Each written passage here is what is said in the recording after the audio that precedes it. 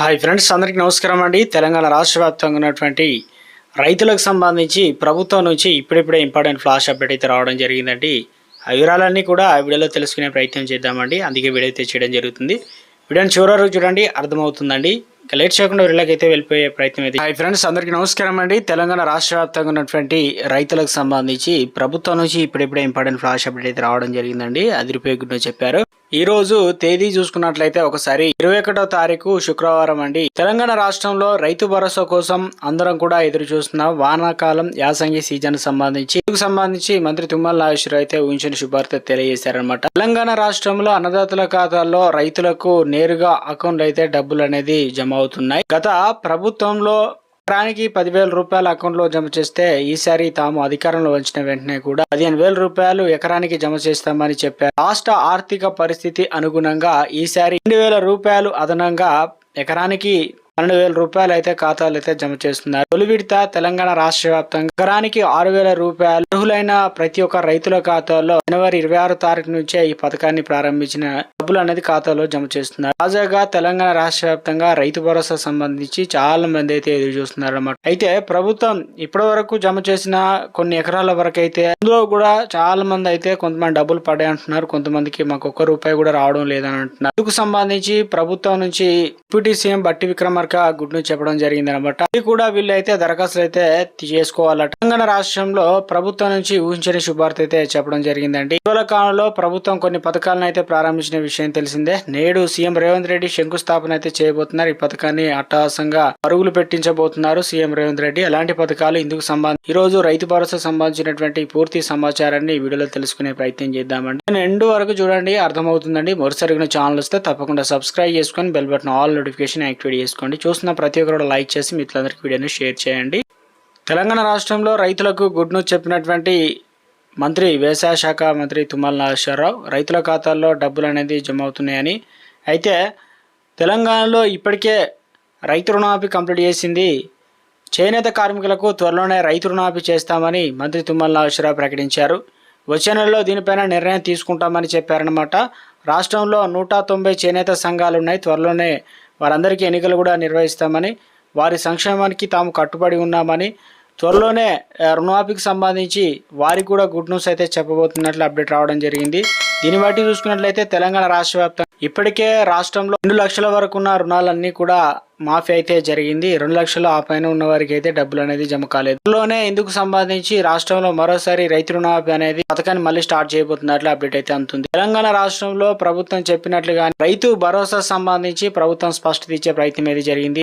అర్హులైనటువంటి రైతులకు డబ్బులు అనేది విడుదల చేయాలని ప్రభుత్వం స్పష్టం చేసింది. సో ఇప్పటి వరకు తెలంగాణలో రైతు భరోసా డబ్బులు అనేది 1 ఎకరం, 2 ఎకరాలు, 3 ఎకరాలు ఇలా విడతల వారీగా రైతుల అన్నదాతల ఖాతాలో నిధులు నేరుగా భూభారతిలో ఉన్నటువంటి వ్యవసాయ పనికి వచ్చే సాగు చేసిన భూములకు, లెక్క తేలిన భూములకు మాత్రమే డబ్బులు అనేది ఖాతాలో జమ చేస్తున్నారు.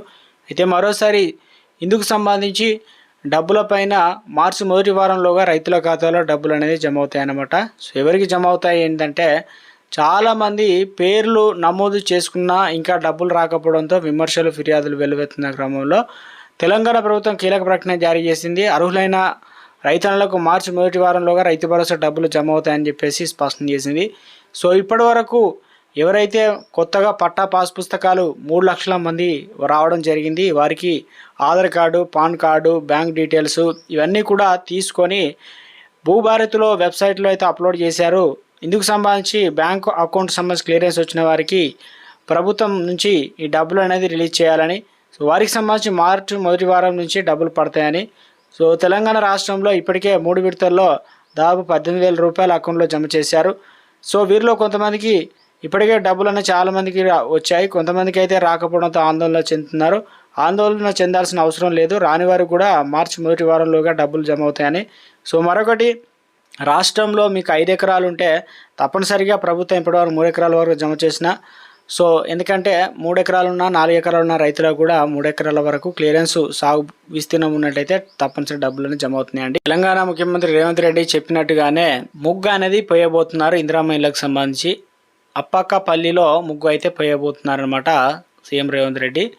మొదటి విడత మొత్తం 72,045 ఇందిరమ్మ ఇండ్లు మంజూరైన పట్టాల ఆధారంగా నారాయణపేట జిల్లాలోని సందర్భంగా వాటన్నిటిని సీఎం రేవంత్ రెడ్డి శంకుస్థాపన చేయబోతున్నారండి. ఇంటి నిర్మాణానికి 5 లక్షల సబ్సిడీ అయితే అందుతుంది. సో వీళ్ళు తప్పనిసరిగా అయితే ముఖ్యమంత్రి రేవంత్ రెడ్డి శంకుస్థాపన చేసిన అనంతరం ఉమ్మడి మహబూబ్నగర్, రంగారెడ్డి జిల్లాలో ఎంపిక చేసిన గ్రామాల్లో సో అధికారులు ఏదైతే పూర్తి స్థాయిలో కూడా ఎమ్మెల్సీ ఎలక్షన్ను జరుగుతున్న నేపథ్యంలో ప్రస్తుతానికి పథకానికి ఉమ్మడి మహబూబ్నగర్ కావచ్చు, రంగారెడ్డి జిల్లాలో మాత్రమే చేపట్టాలని ప్రభుత్వం నిర్ణయించింది. గ్రేటర్ హైదరాబాద్ మినహా 7 పాత జిల్లాల్లో పరిధిలో ఎన్నికల కోడ్ ముగిసిన తర్వాత ప్రారంభించబోతున్నారు. ప్రతి నియోజకవర్గం 3,500 ఇండ్లు కేటాయించబోతున్నారండి.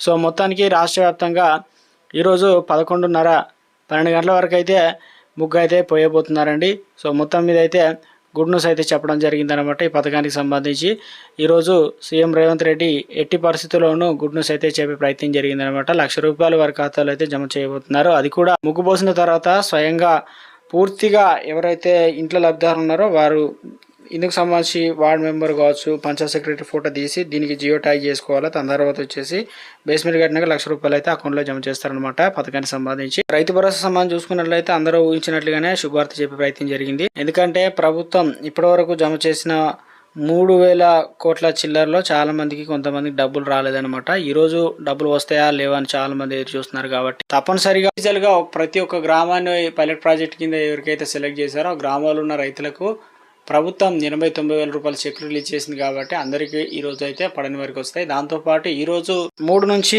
4-5 ఎకరాల వరకు వచ్చే ఛాన్స్ ఉంది. ఎందుకంటే చాలా తక్కువ సమయం అయితే ఉంది. ఈ నెల గడిచిందంటే వచ్చే నెలలో చాలా మార్చి మొదటి వారంలోపే డెడ్ లైన్ విధించుకోవడం జరిగింది. కాబట్టి ఏమైనంత తొందరలోనే మనకు ఈరోజు మధ్యాహ్నం నుంచి సాయంత్రం వరకు మన అకౌంట్లో డబ్బులు జమ అవుతాయి. మీరు మీ అకౌంట్లో డబ్బులు పడుతున్నాయా లేవా అనేది ఒకసారి చెక్ చేసుకునే ప్రయత్నం చేయండి. ఈ కేవైసీ అయితే చేసుకోండి. ఎందుకంటే 4 తారీఖు నుంచి మనకు డబ్బులు అనేది ఖాతాలో జమ అవుతాయి అనమాట. మోదీ పైసలు ₹2,000. కొంతమంది అనర్హుల లిస్టులో రావడంతో ఈ సాంకేతిక సమస్యలు తలెత్తినట్లు ఐఎఫ్సి కోడ్, పట్టా పాస్ పుస్తకం నెంబరు, బ్యాంక్ అకౌంట్ డీటెయిల్స్ ఇవన్నీ కూడా గతంలో రైతు రుణానికి ఎలా మ్యాచ్ కాలేదు, ఈ పథకానికి కూడా మ్యాచ్ కాలేదని చెప్పేసి కొంత సాగు చేయకపోవడం వల్ల కూడా వివరాలు అయితే అందుబాటులో లేవని చెప్పేసి అధికారులు చెప్తున్నారు అన్నమాట. ఏది ఏమైనప్పటికీ టెక్నికల్ ఇష్యూలు ఉంటే తప్పనిసరిగా మీరు సార్ట్అవుట్ చేసుకున్నట్లయితే వ్యవసాయ అధికారులను సంప్రదిస్తే వీళ్ళకి మాత్రం డబ్బులు రావని చెప్పేసి ప్రభుత్వం వేసి చెప్పింది అనమాట. కొండలు, గుట్టలు, రాళ్ళు రప్పలు, పనికిరాని భూములు, పడవబడ్డ భూములు, రియల్ ఎస్టేట్ వెంచర్లు, పెట్రోల్ బంకులు, మిల్లర్లు ఇటువంటి వారికి డబ్బులు అనేది ఖాతాలో నేరుగా జమ చేయరని వారి అకౌంట్లు కూడా బ్లాక్ చేశారు. సర్వే నెంబర్ల ఆధారంగా ఫైనల్గా ఖరారు అయితే చేయడం జరిగింది అనమాట. తెలంగాణ రాష్ట్ర వ్యాప్తంగా రైతులకు వివిధ పథకాల, సంక్షేమ పథకాలకు సంబంధించినటువంటి లేటెస్ట్ అప్డేట్ అయితే రావడం జరిగిందండి.